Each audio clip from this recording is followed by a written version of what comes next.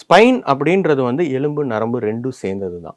Spine படிக்கணும் அப்படின்னா என்ன மாதிரி ஒரு ஸ்பைன் ஸ்பெஷலிஸ்ட் ஆகணும்னா, ஒன்று நீங்கள் எலும்பு காய்ச்சி படிச்சிருக்கணும், இல்லை நரம்பு காய்ச்சி படிச்சிருக்கணும். அதை படித்து முடிச்சுட்டு சூப்பர் ஸ்பெஷலிஸ்ட் தான் ஸ்பைன். 2 பேரில் யாரை வேணால் பார்க்கலாம். ஆனால் பாட்டி வைத்தியம்ன்றதை வீட்டில் நீங்கள் பண்ணக்கூடாது. ஃபஸ்ட்டு பிரச்சனை என்னன்னா, இடுப்பு வலிக்கோ கழுத்து வலிக்கோ பயப்பட தேவையில்லை. இடுப்புலேருந்து காலுக்கு வலி வருது, கழுத்துலேருந்து கைக்கு வலி வருது அப்படின்னும் பட்சத்தில் நீங்கள் இந்த 2 ஸ்பெஷலிஸ்ட்டில் யாராச்சும் ஒருத்தரை போய் பார்க்கணும்.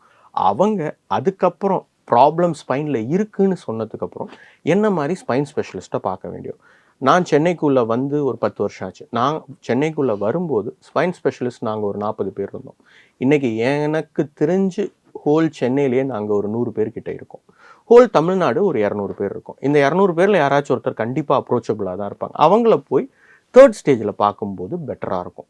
பயந்துட்டு ஃபஸ்ட்டு ஸ்டேஜில் போகும்போது நாங்கள் எழுதி கொடுக்குற இன்வெஸ்டிகேஷன்ஸாக இருக்கட்டும், நாங்கள் சொல்கிற அட்வைஸாக இருக்கட்டும், உங்களுக்கு வந்து ரொம்ப கம்ஃபர்டபுளாகவும் உங்களை சந்தோஷப்படுத்துகிற மாதிரி இருக்காது. ஏன்னா ஒன்றும் இல்லை, எக்ஸசைஸ் பண்ணுப்பான்னு ஃபஸ்ட்டு சொன்னால் அவங்களுக்கு கோவம் வரும். எனக்கு ஏதோ பிரச்சனை நான் வந்திருக்கேன்னு எனக்கு ஒன்றும் இல்லைன்னு சொல்கிறேன். ஸ்டெப் பை ஸ்டெப் போகிறது பெட்டர்.